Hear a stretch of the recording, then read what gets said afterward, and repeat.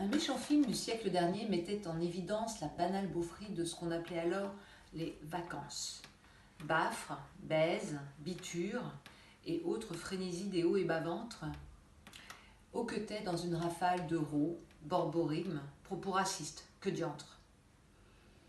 Bref, un portrait réjouissant d'une France rendue à sa vérité primitive le temps d'une transhumance. Dupont-Lajoie se nommait le héros de cette saga nationale. Portrait du français moyen qui critique, conspue et râle, planté telle une verrue vénéneuse sur son terrain, en l'occurrence de camping, qu'il n'appréhende pas plus que s'il arpentait la muraille de Chine. Dupont est bête, méchant et joyeux. Sa méchanceté l'empêche d'être ennuyeux. Il est bête parce que joyeux. Moralité, être joyeux, c'est être con en creux. À la télévision, les gens sérieux ne sourient pas. Même les mannequins pratiquent l'anorexie de la joie.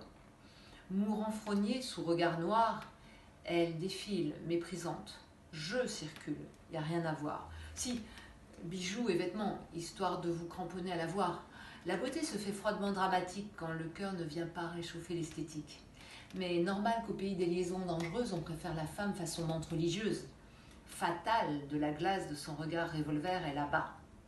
Humour, légèreté, autodérision, elle connaît pas. Ou alors elle se fait showwoman comique, une Blanche Gardin qui, impériale, lâche ses piques. Beau talent, commente-t-on dans les médias, mais une femme comme ça chez nous en France, ça n'existe pas. Il doit y avoir de drôles de problèmes derrière tout ça. À notre époque, être joyeux, c'est suspect. Depuis les chaînes d'infos en continu, tout le monde le sait. T'allumes BNFM, waouh, tu te prends ton shoot de haine. Drame, attentats, l'état du monde empire, il n'y a vraiment pas de quoi rire.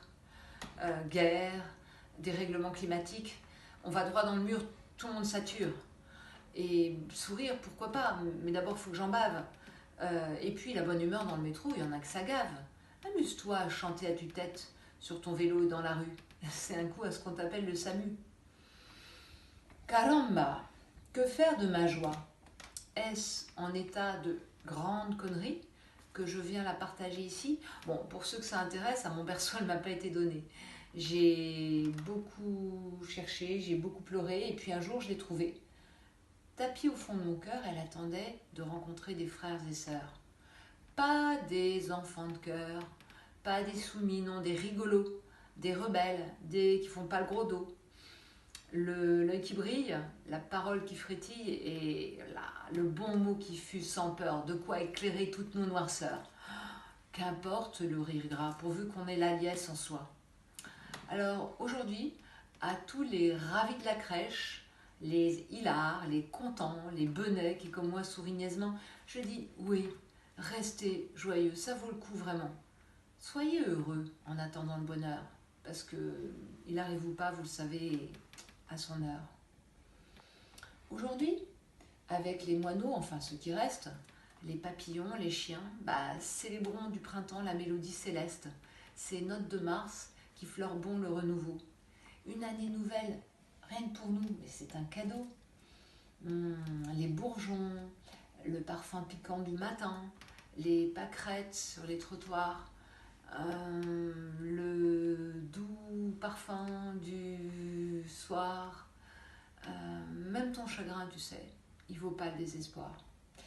Et si on disait qu'on allait l'oublier, qu'on allait s'oublier toi et moi, qu'on allait oublier que tu es toi, qu'on allait oublier que je suis moi, qu'on allait rire comme si on n'était pas là, tu sais quoi? Je crois qu'on finirait par la trouver, la joie.